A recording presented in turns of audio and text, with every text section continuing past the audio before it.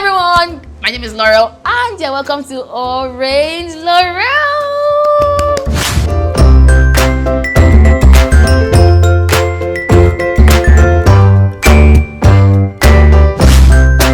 So good to be in your face again. After a while, I missed you all. So let's go straight to business. There's something that has been headaching me. Like seriously headaching me. And I think I should share it. Especially from experience too, and also interaction with friends. I think I should just let us talk about it now. Very importantly, we are gonna talk about sex. Say it. You did not say it. So I've been wondering and thinking, why is such a taboo to talk about sex in Nigerian homes? 90% of parents in Nigeria do not, I repeat, capital letter now, do not talk about sex with their kids. And the importance of this sex talk cannot be overemphasized. It is completely necessary. Okay, first of all, most of us girls, when we got our first periods, don't lie, it will happen to you. Over 99.9% of us heard this. Once a man touches you, you get pregnant. That was basically the sex talk we had from our parents. And the guys were not even told because they never had periods. So I don't know if it's girls, whether we impregnate ourselves. So nobody tells the guy that he shouldn't touch a girl because he will be the one to impregnate. But they just tell us when the guy touches you, you get pregnant. That was the sex talk. But there's a lot about sex that has been left unsaid in Nigerian homes, in a lot of homes. So kids are left to find out these things for themselves. You know, kids are very curious. So they are left to find out these things by themselves. The internet is there, peer discussions, they read, the curiosity thing just pushes them to want to learn. And because of the way parents mystify sex, children tend to want to know. They want to dig deep inside. And by the time they indulge in these things and they find out that all the things their parents told them is bad, is evil, hellfire, you will get pregnant, you will die. And they just, is this all there is? I'm still alive. Yeah, I tried it, I'm okay, I'm fine. So why fear? And then you see some children just going south all the way from their adolescence years and everything. So we're here to talk about this, and I'm here because I don't understand it completely. That's why I will need your comments and see what you think from your own experience. Why do parents mystify sex in homes, especially Nigerian homes? We were told that sex is a bad thing. It's an evil thing, the worst thing in the world. What again did they tell you? You can still put it in the comment section. But we were told that sex is the baddest thing ever, the worstest thing that will ever happen to you and me as a human being. But then we are all products of sex, not from handshakes or hugs.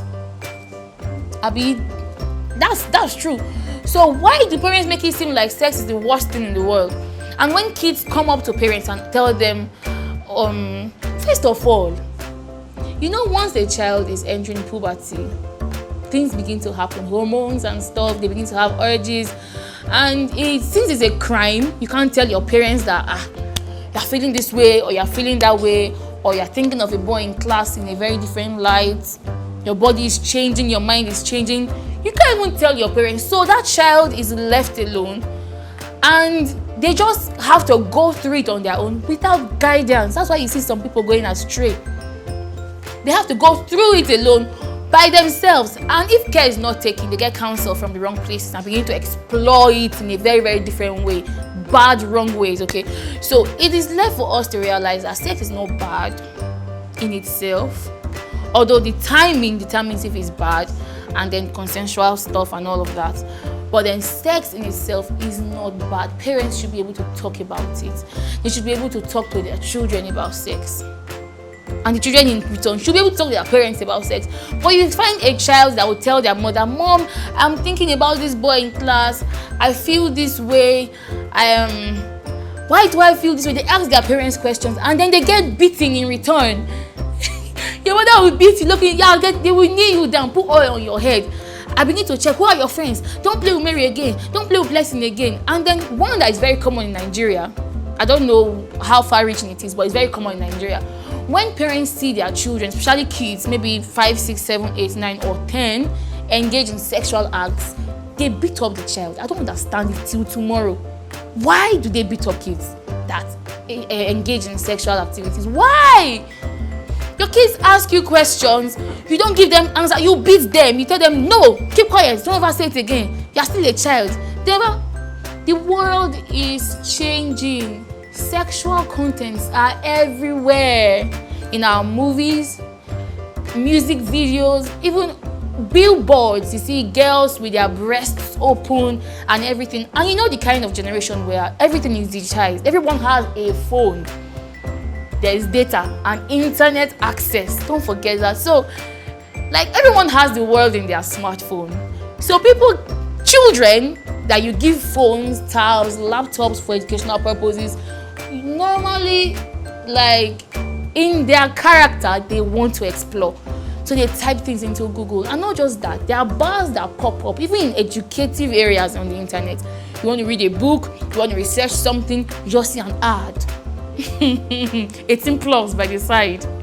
And they tell you, there's a guy in your area that wants to chat with you. Click this for more information. And a normal child will click. And before you know, things are happening. So I honestly feel that this narrative should be corrected. I want parents to know now that mystifying sex feeds the curiosity of the child. The more you make it seem so high and mighty, a taboo, untalkable, unreachable, undiscussable, unable, the more they want to explore and find out more about it. So your so-called Nigerian style of parenting can just be the gateway for that child to make a very big mistake. Also, why do parents think religion is enough to keep the child from exploring sexually? Why do they think so? When you tell the child, don't do it, you go to hellfire. Don't do it, it's a sin. You just scare the child. Why do they think that's enough to keep a child from exploring? It's not enough. It's not even close to being enough. Even if you want to go religious on the child, there's a whole lot more that child has to understand. Children have questions. Teenagers, oh good, I was a teenager once before. There are lots of questions in the minds of those people. Children have questions in their heads, and if they cannot ask parents, they must ask. So they will ask outside. If they can't ask people outside, they will ask their phone, or they will just carry it out and find out the answer for themselves. That's how children work. And with kids, all things are possible. Everything is possible. Their mind, they don't really think about consequences of their actions at that point. They're not very responsible, because at that point, they're paying their fee. Tomorrow is secure, there's food at home. So they can't really think about the far-reaching future. That's why go and read. Why is mommy disturbing me? Most teenagers feel unloved, because that's the point where they really want to explore. They have questions, and they want to do everything that's going through their mind. So by the time you are now curbing them, no, you play too much. No, don't talk to this person too much. They feel unloved. I wanted to run away as a teenager. I wanted to pack my load. God, I wanted to pack. I'm not joking. I wanted to pack my load at one time in my life. But Lord no let me pack. I cannot suffer. It's not Lagos, it's Nigeria film. Now we pack loads, stay on that bridge. Before you know, step your water, one man will not pack in motor. I say, come my dear, I will suffer and die. So I could stay inside the house and hear my mother. I relax in the house, my guys. So the teenage years is too delicate. And you know, sex is like one big thing right now, is everywhere. So I feel, now here's the thing that has gotten me in a dilemma. I don't know where to pitch my tens. So what do you think we can do about these children? Because some will hear when you tell them sex is not good, abstinence is the best, they shouldn't try it, all the consequences here. Or some will still want to explore it. Okay, so guys, I think parents should be open to sex talk with their children. Whatever question they ask, never shy away from it. Talk to them, no matter how young they are, 3, 5, 7, 9. If they ask anything about sex, just be open to it. Talk to them about it. And then when they become teenagers, you know, teenage years are the times when they want to explore and do a lot of things.